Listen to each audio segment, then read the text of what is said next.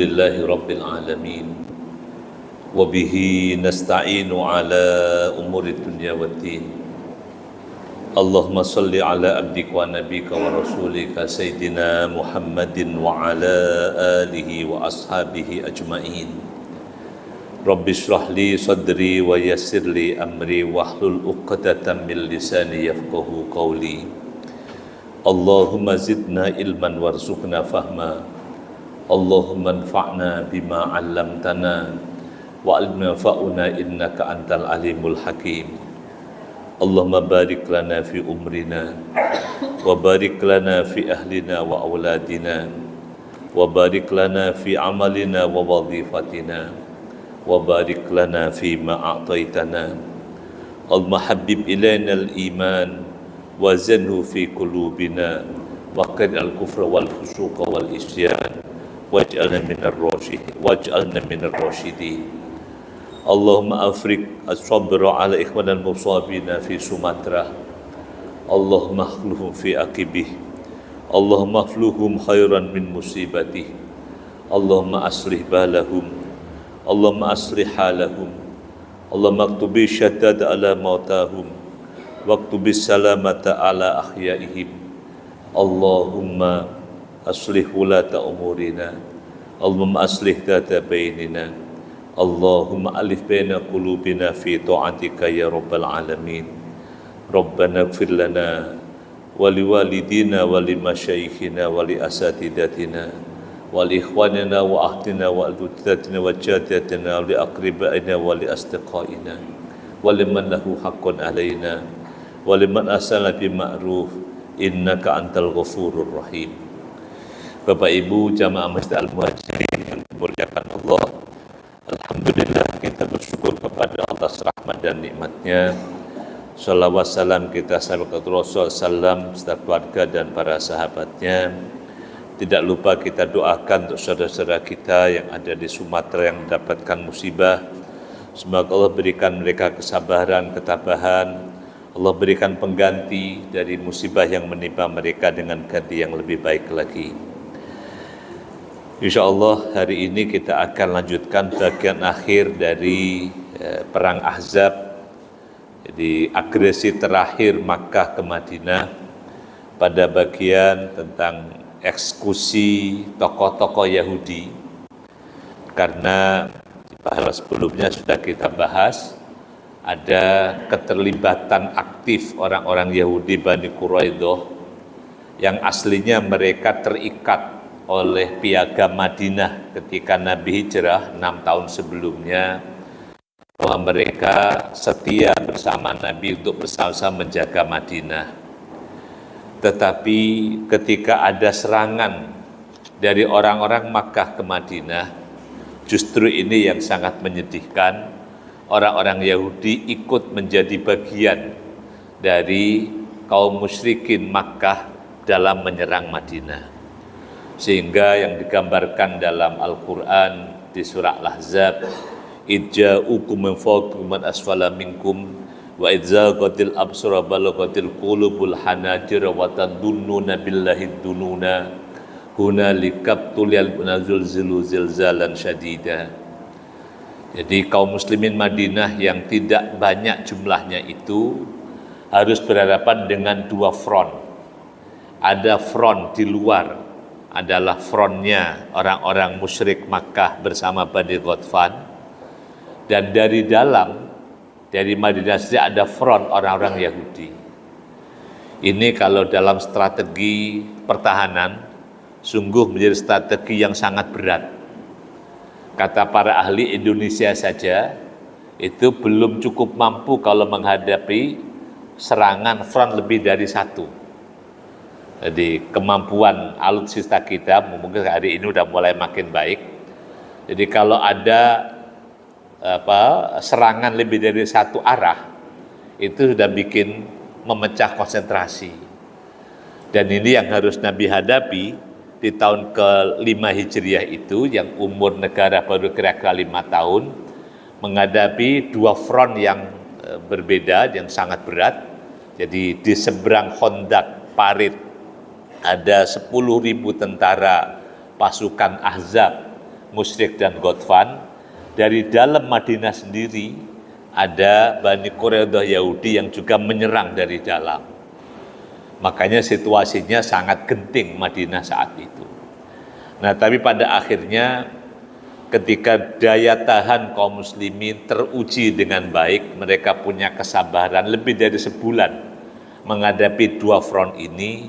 Pada akhirnya Allah binasakan pasukan Abu Sufyan yang di balik Khandaq, di balik parit, dengan badai topan di malam hari mereka akhirnya balik pulang.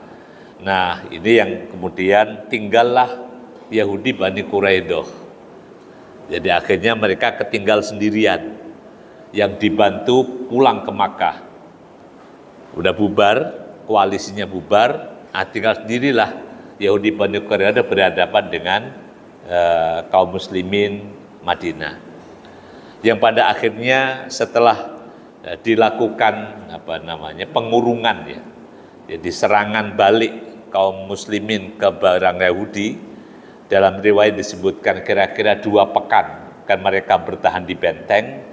Pada akhirnya mereka menyerah, dan setelah menyerah kemudian lakukan keputusan hukum apa terhadap orang-orang yang menyerang Madinah ini dari dalam ini. Yang bulan lalu kita bahas ada tokoh penting dalam peristiwa itu namanya sahabat Sa'ad bin Mu'adz. Sa'ad bin Mu'adz yang diminta oleh orang-orang Yahudi untuk menjadi hakim, untuk menjadi kalau bahas sekarang arbitrasenya ya.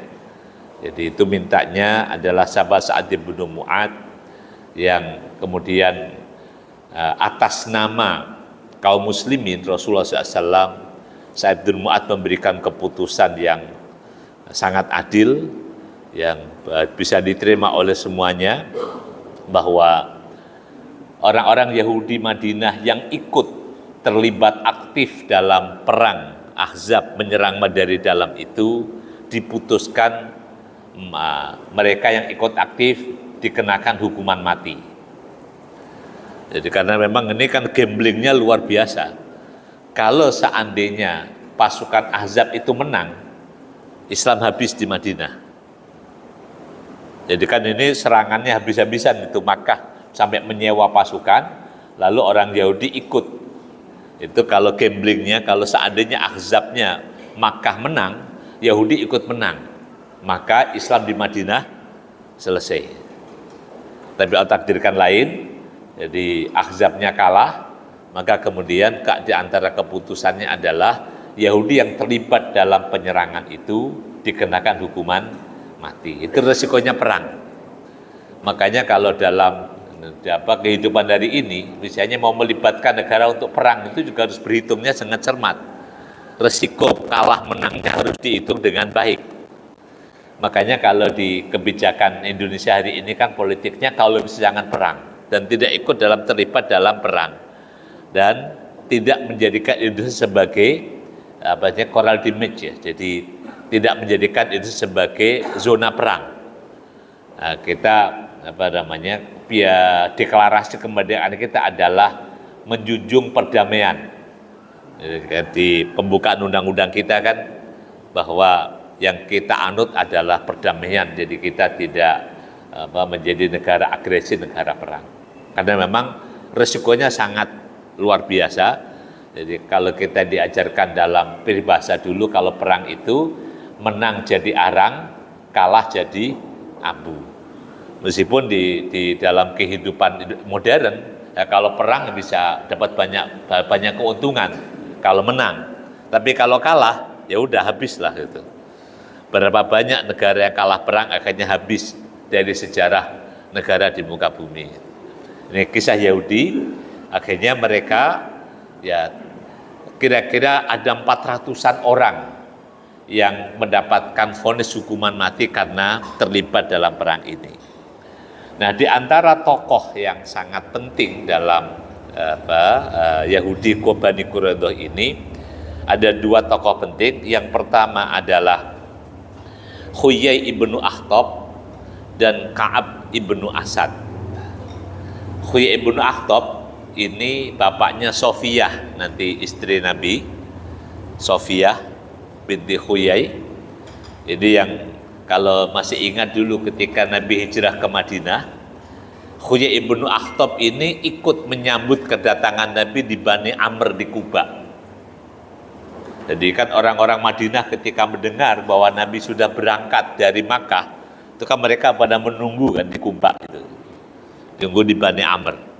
Termasuk ikut nunggu adalah Huyai ibnu Akhtab.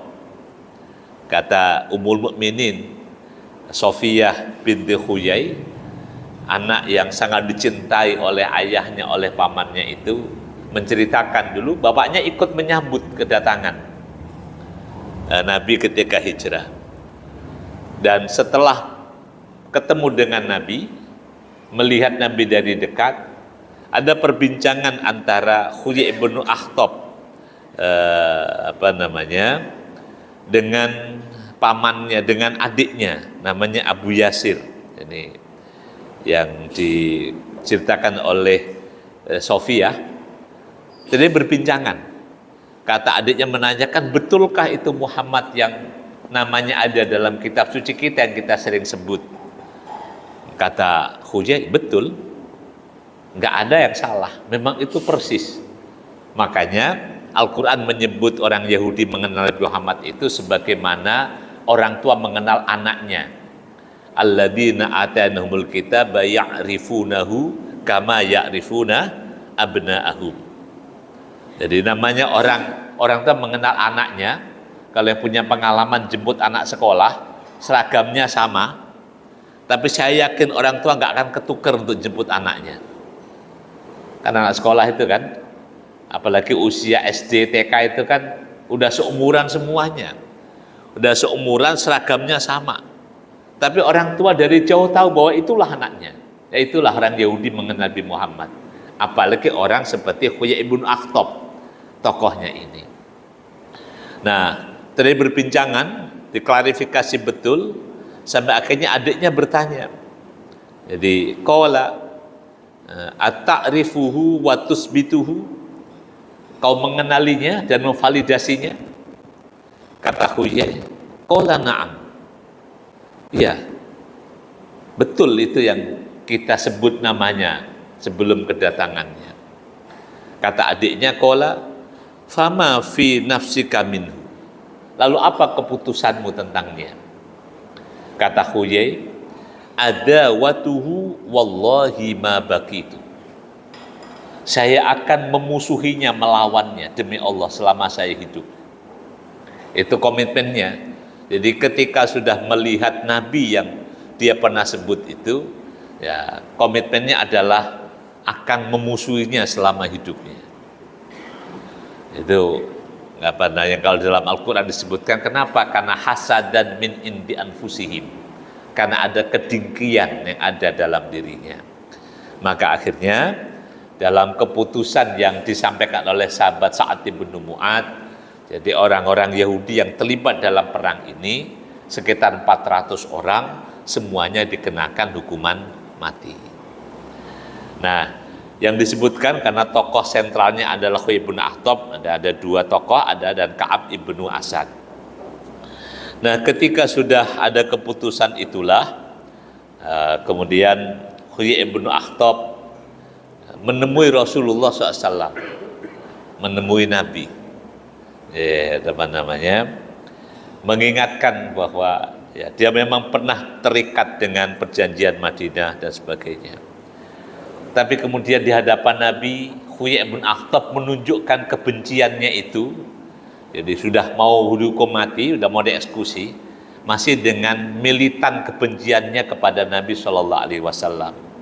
Kata Huyai, ama wallahi malumtu nafsi fi adawatika, demi Allah saya tidak pernah menyesali diri saya karena memusuhimu. Jadi ini kata Huyai ibnu Akhtab. Jadi dia katakan, ama wallahi malumtum nafsi fi adawatika, demi Allah saya tidak pernah menyesal, tidak pernah menyalahkan diri saya dalam memusuhimu. Jadi ini kebencian yang kalau sampai ke ubun-ubun gitu ya. Jadi sampai udah mau dieksekusi masih begitu. Jadi tetap tidak pernah menyesal kalau membenci Nabi, memusuhi Nabi. Dan bahkan walakinnahu man yahdulillaha yuhdal. Nah, tapi dia kemudian ini yang kalau dalam ilmu tauhid menggunakan takdir untuk membenarkan pilihan dirinya. Jadi kemudian dia mengatakan bahwa ini adalah ketetapan Allah yang sudah berlaku, bahwa siapapun yang Allah hinakan pasti akan hina. Ini kalau dalam ilmu tauhid tidak diperbolehkan menggunakan takdir untuk melindungi kesalahan. Jadi memang ada takdir Allah betul, tetapi kan yang ada dalam domain manusia adalah pilihan. Jadi kalau misalnya kenapa ini dilarang sikap seperti ini? Jadi menggunakan takdir untuk menjadi alasan dalam kebatilan. Ya, dia menggunakan dalil bahwa kalau orang yang Allah hinakan pasti akan hina. Man yahdulillahu yuhdal. Barang siapa yang Allah hinakan pasti akan hina. Ada yang membacanya man yuhdilillah, barang siapa menghinakan Allah, Allah akan menghinakannya. Mau dibaca dua-duanya sangat mungkin, tapi itu yang kalau di ilmu tauhid tidak diperbolehkan. Jadi misalnya kenapa ada mencuri? Karena Allah takdir saya menjadi pencuri, itu kan nggak boleh. Karena orang mencuri apa enggak itu kan pilihan. Kita percaya takdir Allah, tetapi domain manusia adalah memilih yang terbaik. Ini yang cara pandang. Jadi Huyai ibn Akhtab ketika sudah mau mati, sudah mau dieksekusi, masih menggunakan dalil ya seperti itulah. Jadi menggunakan takdir Allah untuk melindungi kesesatannya. Akhirnya setelah di hadapan Nabi menunjukkan kebenciannya itu, akhirnya didudukkanlah. Jadi Huyai ibn Akhtab dalam riwayat yang lain, dia katakan kepada Yahudi yang menyaksikan eksekusinya.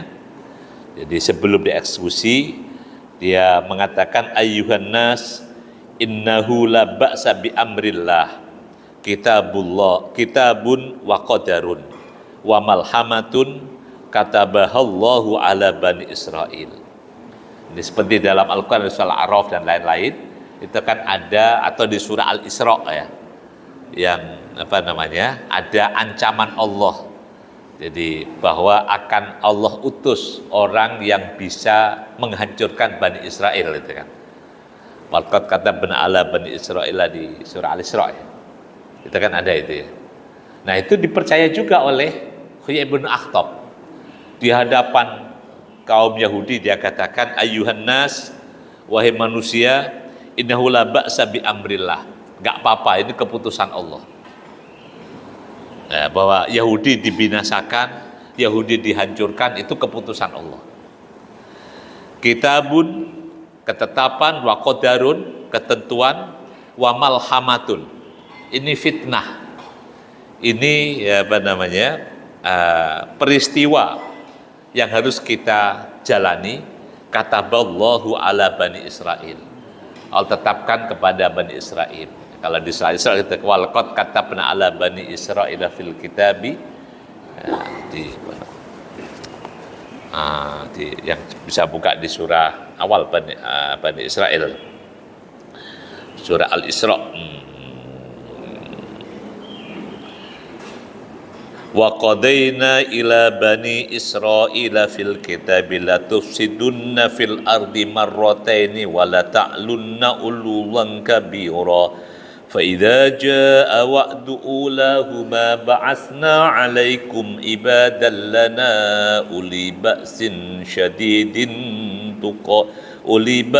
شديد فجاسوا خلال الديار وكان وعدا مفعولا ثم رددنا لكم الكرة عليهم وأمددناكم بأموال وبنين وجعلناكم أكثر نفيرا In ahsantum li anfusikum wa in asa'tum falaha فَإِذَا جَاءَ وَعْدُ الْآخِرَةِ لِيَسُوءُوا وُجُوهَكُمْ وَلِيَدْخُلُوا الْمَسْجِدَ كَمَا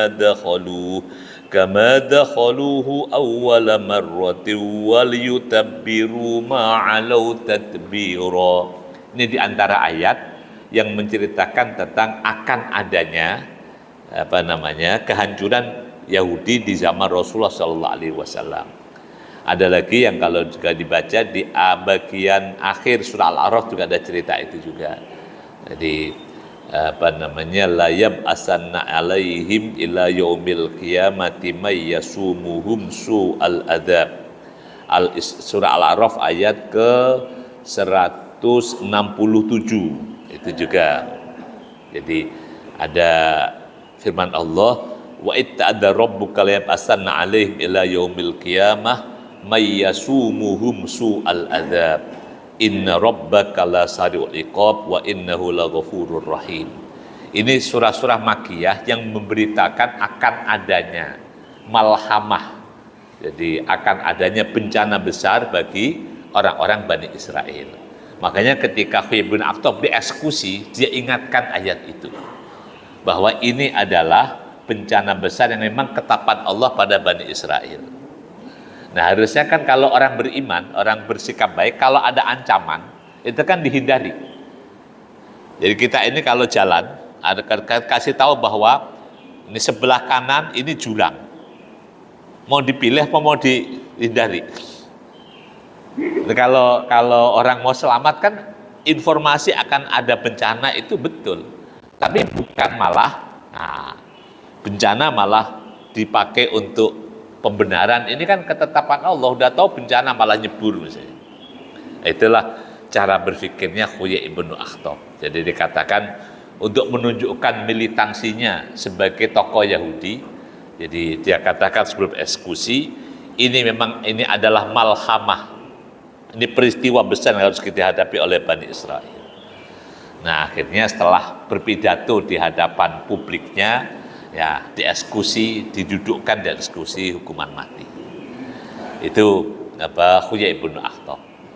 Kemudian ada lagi yang tokoh penting Yahudi yang dieksekusi adalah namanya Ka'ab ibnul Asad al-Qardi. Ka'ab ibnu Asad al-Qardi. Ini salah satu pimpinan Bani Quraidah, dan sebelum dieksekusi terjadi dialog antara Ka'ab dengan Rasulullah SAW.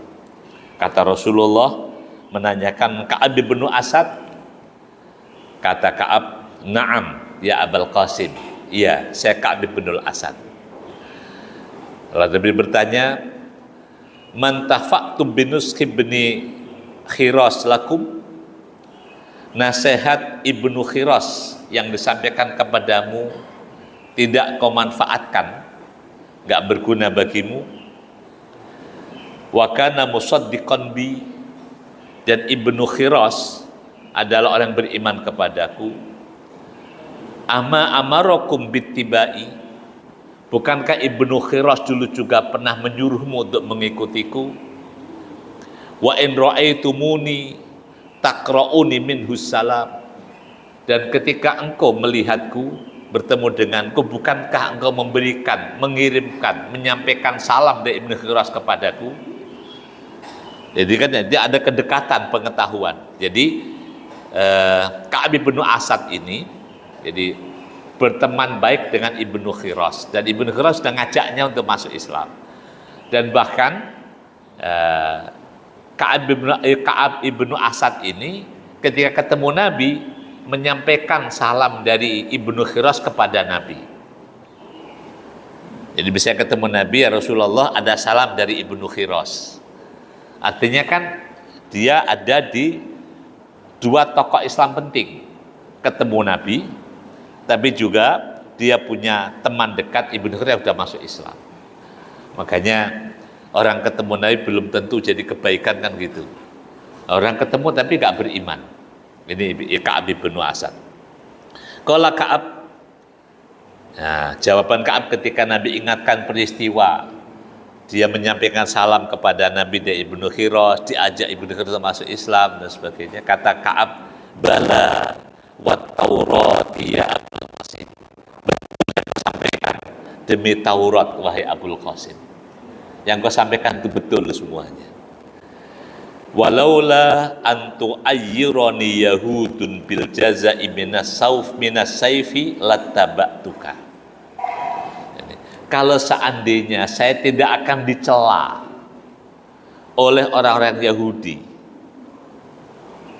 gak akan dikatain sebagai orang yang takut dengan pedang, maka saya akan mengikutimu. Tapi karena takut celaan, ini takut celaan, takut citra buruk, takut dicitrakan buruk.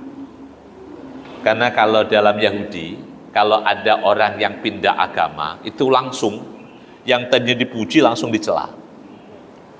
Nah, jadi bisa diambil cerita sahabat Nabi nama Abdullah ibnu Salam. Abdullah ibnu Salam tadinya Yahudi masih muda. Setelah masuk Islam dan orang-orang Yahudi belum tahu dia masuk Islam, Abdullah ibnu Salam minta Nabi, ya Rasulullah, coba kau tanyakan kepada Yahudi tentang diri saya. Siapa Abdullah ibnu Salam? Nah, karena belum tahu masuk Islam, dipujilah bahwa ya Abdullah ibnu Salam adalah anak muda kami yang cerdas begini. Wah, pujiannya setinggi langit. Tapi begitu dikasih tahu bahwa Abdullah ibnu Salam sekarang udah masuk Islam, langsung dibanting, langsung dihinakan sehina-hinanya. Nah, seperti itulah yang ditakuti oleh Ka'ab ibnu Asad. Nah, takut kalau kemudian dia dicela, dihinakan oleh kaumnya. Karena itulah akhirnya kata Ka'ab ibnu Asad, walakinni ala dini Yahud. Karena ketakutan itulah maka saya tetap dengan agama Yahudi. Jadi ini unik-unik, jadi orang udah tahu, tapi ya karena kalau Huyai bin Akhtab karena kedengkian, karena hasad dan di anfusihim, kalau Ka'ab ibnu Asad karena takut nanti namanya menjadi tidak baik, namanya menjadi ini dalam pandangan duniawinya. Akhirnya ya, setelah itulah dieksekusi hukuman mati. Nah, kemudian ada lagi orang yang sudah terselamatkan tapi akhirnya milih mati dalam keadaan Yahudi. Ada Az-Zubair ibnu Batok. Az-Zubair ibnu Batok. Ini orang yang mendapatkan syafaat dari sahabat namanya Thabit ibnu Qais. Ini unik cerita ini.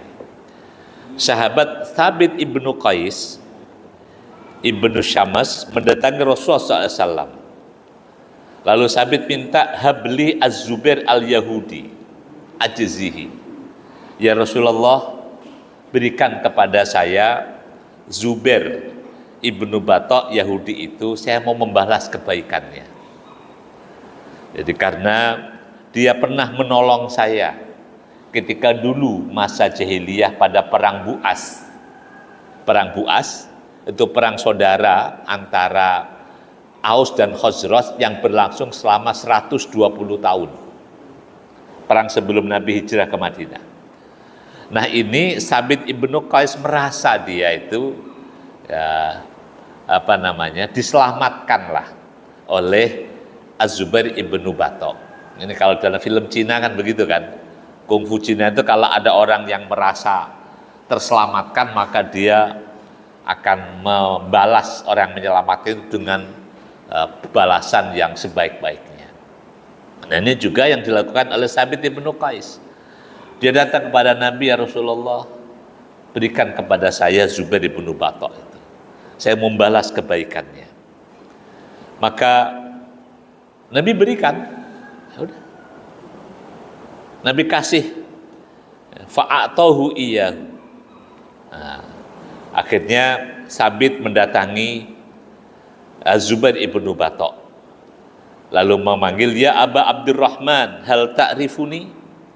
Wahai Abu Abdurrahman, Az-Zubair ibnu Batok, kau kenal saya? Kata Zubair, "Na'am. Wa hal yunkiru rajulu akhahu." Mana ada saudara tidak mengenali saudaranya. Kata Sabit, "Aradu an aziyakal yauma biyadin laka iddi yauma bu'as." Hari ini saya akan membalas kebaikanmu yang kau pernah berikan kepadaku pada perang Bu'as tempo dulu. Zubair, nah, silahkan. Fa'inal karim yajzil karim. Nah, silahkan. Karena orang mulia itu akan membalas orang yang mulia. Qala, kata Sabit, qad fa'altu. Saya sudah lakukan. Saya sudah minta pada Rasulullah Sallallahu Alaihi Wasallam, dan Rasulullah SAW memberikan engkau kepadaku. Jadi kan kalau dihukum dalam Al-Quran di surah Muhammad, di tawanan perang itu kan pilihannya dihukum mati, menjadi tawanan. Nah, tawanan bisa jadi budak atau dibebaskan. Nah, ini Sabit ibnu Qais minta kepada Nabi Zubair ibnu Bato untuk dibebaskan, karena membalas kebaikannya dulu ketika perang Bu'as. Bisa jadi mungkin dulu ketika perang Bu'as, Sabit ibnu Qais itu harusnya sudah secara udah nggak terselamatkan, tapi diselamatkan oleh Zubair ibnu Bato. Dia pengen membalas. Nabi kasih kesempatan itu. Nah, saya sudah minta Rasulullah, dan Rasulullah berikan engkau kepadaku. Lalu dibebaskanlah Az-Zubair itu dari status sebagai tawanan perang. Ya, kalau misalnya secara simbolis, borgolnya dilepas lah, ikatannya dilepas, udah jadi orang bebas. Nah, faqala Zubair. Nah, ini bukan saya sendiri. Jadi ada istri dan anak saya juga masih dalam tawanan perang. Ini istri anak saya juga masih tawanan perang. Faqala, rudda ilaika Rasulullah sallam imra'atana. Kemudian ketika dibilang bahwa anaknya dan istri juga masih tawanan perang, faraja'a Sabit Rasulullah sallam. Sabit kembali lagi ke Rasulullah, minta, ya Rasulullah, bukan hanya Zubair, istri sama anaknya juga, boleh nggak kalau saya minta untuk saya bebaskan? Kata Nabi, ya apa? Kalau Nabi, qala, faqala, fawahabahu lahu. Nabi pun berikan, udah ambil, istri anaknya ambil untuk dibebaskan. Nah, setelah anaknya, istrinya dibebaskan oleh Sabit bersama dengan Zubair ibnu Bato, masih minta lagi. Ini kebun yang jadi tempat andalan hidup saya juga menjadi rampasan perang. Ini apa namanya? Kebun ini juga menjadi harta yang, boleh enggak kalau kebun itu tetap menjadi milik saya, enggak ikut dalam rampasan perang? Akhirnya Sabit balik lagi ke Nabi, ya Rasulullah, boleh enggak kalau kebunnya Zubair itu enggak ikut dalam daftar harta rampasan perang, biar menjadi milik Zubair ibnu Bato. Nah, dan Nabi pun ya udah kasih. Jadi Nabi fawahabahu lahu, kebunnya pun diberikan. Nah, setelah diberikan semuanya, jadi Zubair bersama anaknya, istrinya, dan kebunnya. Lalu kata kata Sabit ibnu Qais, aslim taslam. Kalau kamu masuk Islam, kamu bisa selamat semuanya. Nggak jadi tawanan perang, nggak ada. Tapi kemudian Zubair bertanya, ma fa'alal jalisani. Terus teman-teman saya yang lain gimana ya? Kan dari 400 orang itu, kan cara eksekusinya itu nggak langsung diberondong, nggak zaman sekarang kan, enggak. Ya sedikit demi sedikit, tanpa diketahui oleh yang lain. Nah, jadi eksekusinya itu ya nggak masif gitu. Nah, dia bertanya, terus teman-teman saya gimana? Yang orang-orang Yahudi yang lain. Dia sebutkan namanya sini si fulan, si fulan, si fulan. Kata Sabit ibnu Qais, ya yang kau sebutkan semuanya sudah dieksekusi. Dan wala'allallahu tabaraka wa ta'ala an yakuna abqaka li khairin. Nah, bisa jadi Allah Subhanahu wa taala memberikanmu kesempatan gak ikut dieksekusi itu, Allah berikan kebaikan kepadamu. Nah, udah ini kan kesempatan orang selamat, hanya diminta untuk masuk Islam aja. Tapi jawaban Zubair, as'aluka billah ya Sabit wa biyadillati indaka yawma bu'as illa alhaqtani bihim falaysa fil aishi khairun ba'dahu. Jadi kata Zubair ibnu Batok, ini dia sampaikan kepada Sabit ibnu Qais, saya sudah menerima balasanmu karena kebaikan dulu pada perang Bu'as. Saya sudah, ya kau sudah membalas dengan baik. Jadi udah diakui bahwa Sabit ibnu Qais sudah membalas kebaikan Zubair dengan balasan yang baik. Lalu meminta, karena kebaikan itulah saya mintanya as'aluka billah, aku minta kepadamu dengan nama Allah ya Sabit, dan aku minta kepadamu dengan kebaikan yang dulu pernah aku berikan pada perang Bu'as, agar aku kau kembalikan bersama dengan teman-temanku yang sudah dihukum mati. Jadi orang udah diberi syafaat, orang diberi apa itunya, diberi syafaat ya, dibebaskan dari hukuman mati, diajak masuk Islam, akhirnya malah menolak dan meminta dengan menyebut nama Allah, as'aluka billah, kembalikan aku agar bisa mati bersama dengan teman-temanku yang lain. Kata Zubair ibnu Batok, falaisa fil aishi khairun ba'dahu, tidak ada kebaikan dalam hidup ini tanpa mereka. Ini cara pandang hidup yang, ya karena di Yahudi itu kan, mohon maaf, jadi kalau yang pernah membaca Yahudi itu kan dia kan masyarakat sangat eksklusif. Jadi kan eksklusif, orang lain nggak bisa masuk, sehingga mereka pun juga takut keluar. Ini tabiat. Jadi Yahudi itu kan eksklusif, dia menjadi agama khusus Bani Israel, yang lain nggak bisa masuk, tapi akibatnya mereka juga takut keluar. Wallahu alam, ini dalam psikologi manusia. Jadi kalau orang dalam organisasi apapun yang eksklusif, itu akan mengalami kesulitan kalau mau keluar. Ada ketakutan yang macam-macam. Misalnya contoh, mohon maaf, kalau misalnya organisasi kayak di negara, jadi misalnya organisasi intel, misalnya jadi intelijen, itu kan sangat eksklusif ya nggak bisa mudah keluar.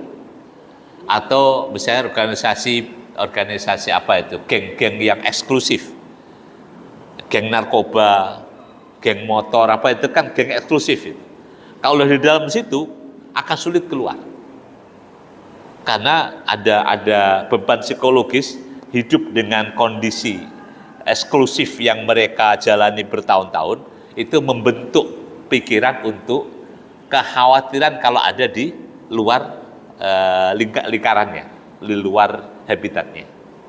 Ini yang di antara yang bisa kita pahami kenapa sampai Zubair ibnu Batok udah dibebaskan, tapi begitu dia nanya teman-teman yang ini kemana, udah pada mati semua, udah dihukum mati. Ya udah, kalau gitu mendingan mati aja bersama mereka. Akhirnya Sabit ibnu Qais kembali menghadap Nabi, ya Rasulullah, Zubair ibnu Batok menolak dan mengembalikan syafaat yang aku berikan kepadanya. Dia memilih untuk dieksekusi mati bersama dengan teman-teman yang lain.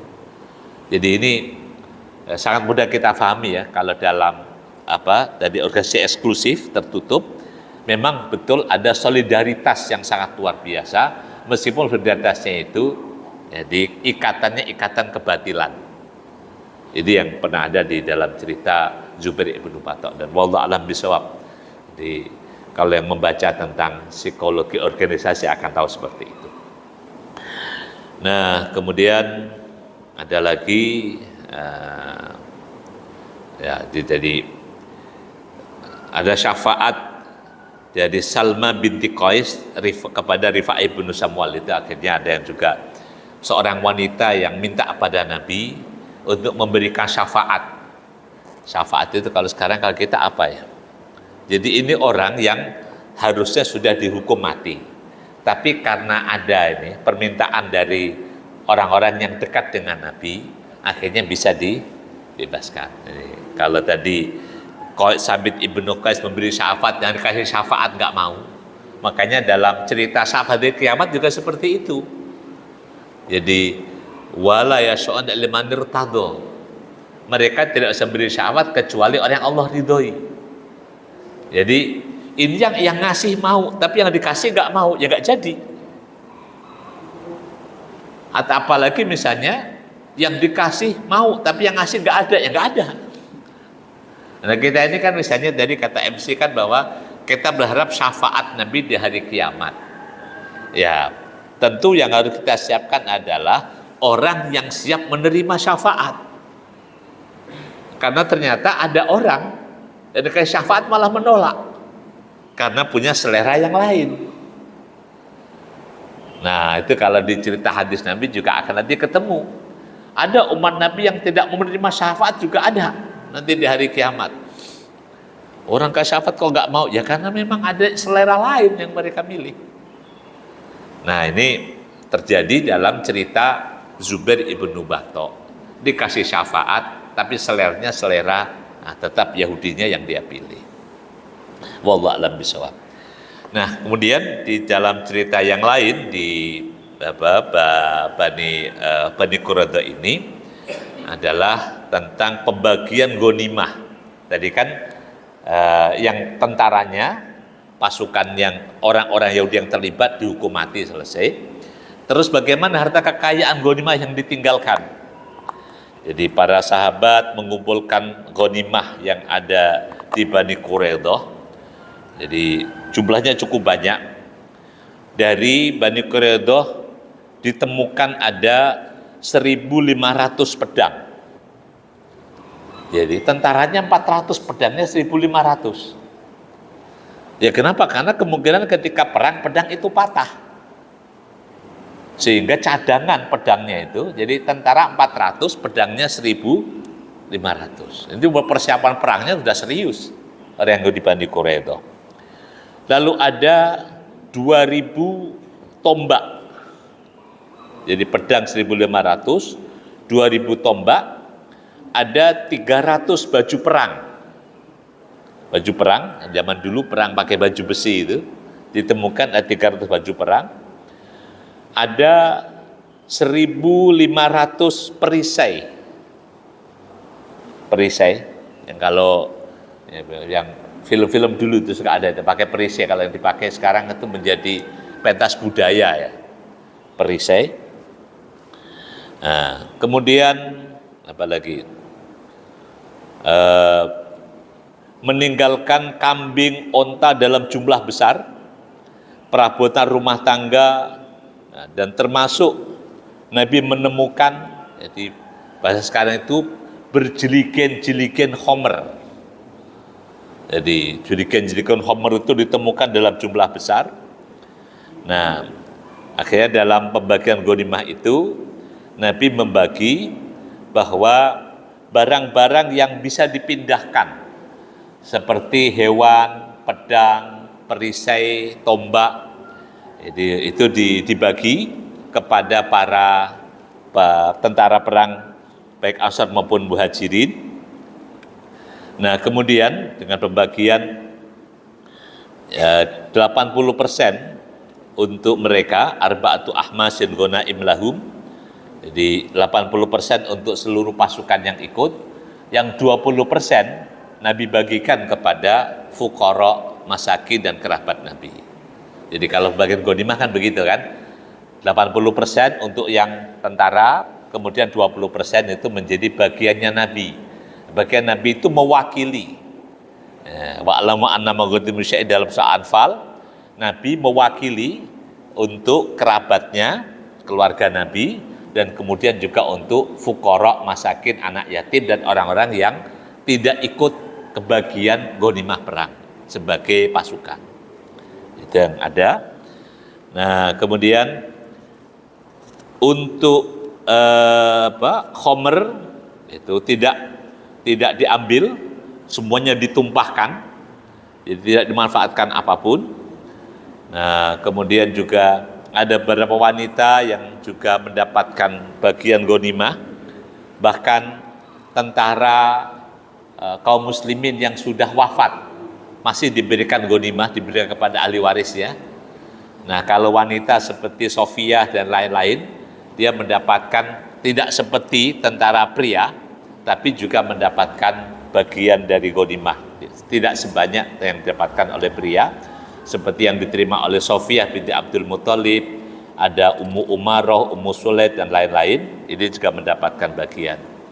Nah, sedangkan ghanimah yang tidak bisa dipindahkan, harta apa itu yang kalau bahasa harta yang kalau seperti rumah, tanah, apa istilahnya itu, Pak? Hah? Kalau yang tadi kan misalnya pedang apa kan bisa langsung dibagi, bisa dieksekusi, dipindahkan. Nah, ini harta yang tidak bisa dipindahkan seperti rumah, tanah, Nabi hanya berikan kepada orang-orang muhajirin dan tidak diberikan kepada orang-orang ansor, hanya muhajirin. Jadi karena memang sebagian besar muhajirin itu masih belum punya rumah di Madinah. Jadi kan mereka ini yang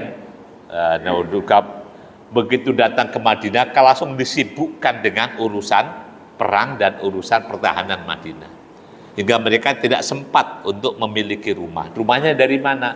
Akhirnya mendapatkan dari sitaan perang ini. Nah, karena orang muhajirin sudah mendapatkan ghanimah berupa sitaan-sitaan tadi, ya nggak kemudian serakah. Ya, yang rumah dari orang Ansor dulu, ya suruh kembaliin ke orang Ansor lagi. Jadi bukan kemudian udah pasti pakai rumahnya orang Ansor, dapat lagi dari ghanimah, enggak. Jadi setelah mendapatkan ghanimah, rumah orang Ansor yang dulu mereka pakai, suruh kembaliin lagi ke pemiliknya orang-orang Ansor. Makanya di dalam hukum Islam ada perubahan hukum. Kalau dulu orang bersaudara muhajirin Ansor saling mewarisi, nah begitu sudah ada kekayaan definitif ini, hukum warisi itu menjadi dihapuskan, bahwa hukum waris hanya berlaku karena keturunan, pernikahan, dan karena hubungan memerdekakan budak. Persaudaraan nggak lagi menjadi salah satu faktor hubungan ahli waris. Nah, itu pembagian ghanimah yang terjadi. Kemudian itu yang dijanjikan Allah dalam surah Al-Ahzab, wa awrasakum ardahum wa diyarahum wa ardhal lam tatu'uha wa kana Allahu ala kulli syai'in qadir. Ayat ke-27 dalam surah Al-Ahzab. Dan Allah wariskan kepada mereka, jadi Allah pusakakan tanah dan rumah-rumah orang Yahudi itu, harta kekayaan, dan bahkan nanti Allah janjikan ada tanah lain yang akan Allah pusakakan kepada kaum muslimin. Jadi ini salah satu keuntungan menang perang. Menang perang, kalau menang sih enak, kalau kalah ya kita di risikonya. Makanya pertarungan sampai Nabi katakan waju ilat rizki fi dilis suyuf. Allah jadikan rizki itu dalam kilatan pedang. Tapi kemudian hukum ini pada zaman Umar diubah. Karena tentara tidak mendapat ghanimah, semua ghanimah menjadi milik negara karena tentara sudah digaji oleh negara. Nanti di zaman Umar diubah. Kalau di zaman Nabi sampai Abu Bakar, jadi nggak ada gaji dari negara. orang ikut perang itu ya dengan modal sendiri dan dengan persiapan sendiri, negara tidak memfasilitasi apa-apa. Maka ketika dapat ghanimah ya dipakai seperti itu. Nah, kemudian yang terakhir di peristiwa Ahzab ini ada, kalau dalam fikih menjadi salah satu dalil peristiwa tentang beda pendapat. Ini ketika Nabi memerintahkan para sahabat untuk menyerang Bani Quraidah dari Madinah, Nabi katakan la yusallil ahadukumul asra illa fi Bani Quraidah, la yusalliyanna ahadun al asra illa fi Bani Quraidah. Jadi dari pagi Nabi pesan, jadi untuk segera pergi ke Bani Quraidah, jangan ada yang sholat asar kecuali setelah sampai di Bani Quraidah. Nah, perintah itu dieksekusi, dijalankan dengan dua pemahaman. Karena nyatanya jarak dari Madinah ke Bani Quraidah itu ternyata dari pagi sampai di sana itu udah malam. Jadi udah malam, udah waktu asar. Sehingga perintah Nabi itu ada yang memahami, kita disuruh cepat. Maka ada yang sholat sebelum sampai di Bani Quraidah, sholat asar. Belum nyampe udah sholat duluan. Karena dia memahami bahwa perintah Nabi itu eksplisitnya adalah agar kita jalannya cepat. Sehingga asar dulu sampai di Bani Quraidah. Tapi kalau orang jalan dalam jumlah besar kan beda dengan jalan dalam jumlah sedikit. Orang jumlah besar itu kalau jalan ya beda macam-macam kan, harus ada nunggu yang lambat dan sebagainya. Beda kalau jalan sendiri. Sehingga sampai dari Bani Quraidah itu terlambat, malam baru nyampe di sana. Ada yang memahami dengan tekstual, tidak kontekstual. Difahami pokoknya sholatnya di Bani Quraidah, sehingga sholatnya mudah malam, mudah lewat waktu.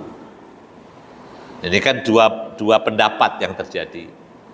Dan setelah sampai ketemu Nabi diceritakan, dan Nabi menerima kedua-duanya. Jadi kedua-dua orang yang menyimpulkan pesan Nabi dengan dua pendekatan itu, Nabi tidak salahkan dua-duanya, Nabi terima dua-duanya. Dan inilah yang kemudian menjadi salah satu dalil dalam Islam bahwa umat boleh memahami sabda Nabi itu dengan pemahaman yang tepat, meskipun metodenya tepat, meskipun hasilnya berbeda. Karena kemungkinan bisa berbeda. Jadi yang memahami bahwa itu pesan agar kita cepat, ya kan nggak salah. Sehingga ya, karena sholat pada waktunya itu kan ketentuan yang baku. Ya, tetap sholat meskipun di tengah jalan, belum sampai. Ada yang memahaminya, ya kan perintahnya sholat di sana, ya udah nanti sana baru sholat. Apalagi ini kondisinya kondisi perang. Nah, dengan kondisi perang kan hukum bisa berubah. Orang dulu saja ketika di Madinah ketika perang Ahzab itu kan sempat Nabi sampai sholat asarnya pun sampai sudah malam karena kesibukan perang. Nah, akhirnya masing-masing punya argumen, dan itulah yang indah dalam Islam, dua pendapat dari satu dalil dan keduanya dibenarkan dan tidak saling menyalahkan. Makanya dalam konteks hari ini ya, selama metodenya betul, dalilnya ada, ya nggak usah saling menyalahkan. Karena kemungkinan jadi dalil itu bisa dilihat dari angle, dari sudut yang berbeda, dan kesimpulannya bisa jadi beda. Ini yang kalau di dalam hukum pelajaran fikih, usul fikih, ini menjadi peristiwa monumental yang mengajarkan kepada umat ini keleluasaan dalam beragama. Jadi bunyinya dalilnya sama, tapi bisa difahami berbeda. Setelah pemahamannya itu berdasarkan dalil dan bisa dibenarkan, maka tidak boleh disalahkan. Ya, jalan aja dua-duanya. Makanya kalau dalam ilmu fikih, jadi menyatukan yang sudah berbeda adalah pekerjaan mustahil. Tapi membuat berbeda yang sudah satu itu pekerjaan sia-sia. Ya, yang sudah bersatu jangan dipisahkan. Yang memang sudah berbeda-beda jangan dipaksakan untuk menjadi satu. Wallahu a'lam bishawab. Ini yang dari peristiwa Bani Quraidah, dan sampai di sini selesai pembahasan tentang perang Ahzab, dan insya Allah bab berikutnya tentang peristiwa antara Ahzab dengan Hudaybiyah. Jadi menghubungkan peristiwa Bani Israel dengan Indonesia kok rasanya kejauhan, Bu. Jadi ini kan untuk orang-orang Yahudi Bani Israel ya. Nah, kalau Indonesia itu kan sejelek-jeleknya dia adalah Muslim mayoritasnya, sehingga kalau kita gunakan yang hukum mayoritas. Jadi ya kan kita tidak ada komunitas Yahudi yang eksis, kan nggak ada. Kalau hanya kelompok-kelompok tertentu di Surabaya ada, itu kan hanya kelompok, tapi kan di Indonesia tidak mengakui adanya agama Yahudi, sehingga bawa ke sana kok kejauhan nanti kejauhan.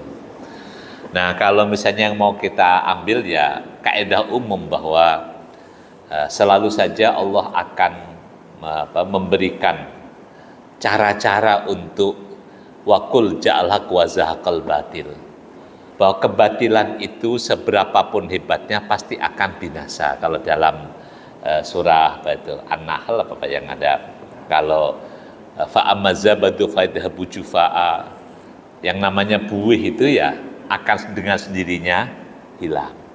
Nanti yang tersisa tinggal emas ya. Itu kan proses alami yang terjadi di lautan.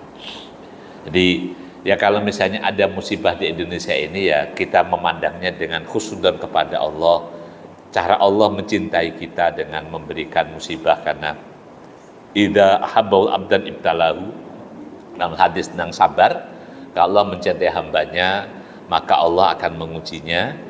Dan salah satu bentuk bahwa itu salah cinta Allah, bahwa kita ini kalau ada dapat ujian makin dekat kepada agama.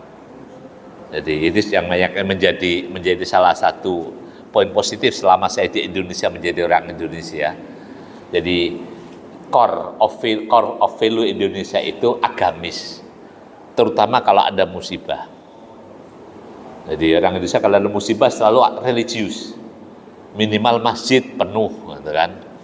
Nah, ada banjir yang penuh masjid untuk ngungsi apa itu kan akhirnya tetap bahwa, dan secara umum orang Indonesia kalau ada musibah akan makin mendekatkan kepada agama, kepada Allah. Itu yang menjadi salah catatan positif. Jadi membawa cerita Bani Israel Yahudi ke sini kok kejauhan. Jadi udahlah itu biar di sana saja gitu ya. Yang di sini ini adalah cinta Allah kepada kaum muslimin kita di Indonesia dalam proses untuk menjadi negara yang kuat, negara yang hebat. Nah, itu kan prosesnya bisa macam-macam. Nah, di antaranya ya terkadang kayak kita sakit ini kan. Kalau kita sakit bisa jadi kelihatannya itu diamputasi, tapi itu untuk menyehatkan. Orang sakit kelihatannya itu dibedah, tapi untuk mengeluarkan penyakit. Nah, itu kan ya begitu. Nah, kalau nggak dibedah ya bisulnya nggak pecah-pecah gitu misalnya. Kalau ada bisul apa yang itu kan bisul ditunggu berhari-hari udah nggak mateng-mateng gitu kan. Bisul mekakon kalau Jawa dulu itu ya. Ya emang harus dipecah yang gitu. Jadi kita nikmati bahwa ini adalah cara menyehatkan tubuh kita sebagai bangsa, dan insya Allah begitu ada musibah kan solidaritas menjadi Indonesia itu menjadi menguat. Salah satu persoalan kita Indonesia ini persoalan yang harus kita sering-sering ingatkan, bahwa kecenderungan untuk kepentingan kelompok itu besar. Jadi dan itu kan merugikan. Jadi kita menjadi Indonesia itu kan karena kita bisa menafikan kepentingan kelompok. Sumpah Pemuda itu kan zaman itu kayaknya mustahil, gimana ya orang tadinya bersuku-suku tiba-tiba menjadi sekarang jadi Indonesia. Tapi dari Sumpah Pemuda 28 terus digaungkan bahwa kita Indonesia, akhirnya ada kesempatan merdeka 45. Tapi ujiannya begitu merdeka, semangat kelompoknya muncul lagi. Mau pakai partai, mau pakai apa, seringkali orang hanya mementingkan kelompoknya. Itu kan mundur lagi. Nah, begitu ada musibah, ada bencana, akhirnya semua kelompok hilang. Kita Indonesia. Moga-moga ini juga menjadi salah satu pintu menyadarkan kita bahwa mari kita berpikir bukan kita sendiri, bukan kelompok kita, bahkan bukan sebagai muslim saja, tapi dalam konteks ini kita sebagai human, sebagai manusia Indonesia. Nah, insya Allah dengan cara begitu kita akan bisa mengulang kembali kejayaan. Kalau dulu dari negara terjajah bersuku-suku, memang ada orang-orang hebat ketika itu, ada di Ponegoro, ada Imam Bonjol, semua di setiap daerah ada orang-orang hebat. Tapi salahnya di mana? Kekurangannya berkelompok-kelompok, ya kan? Nah, kapan bisa menjadi Indonesia hebat? Ketika semuanya sepakat, nggak ada lagi Yong Java, nggak ada lagi Yong Ambon, nggak ada yang Sumatera, Celebes, semuanya kita adalah satu Indonesia.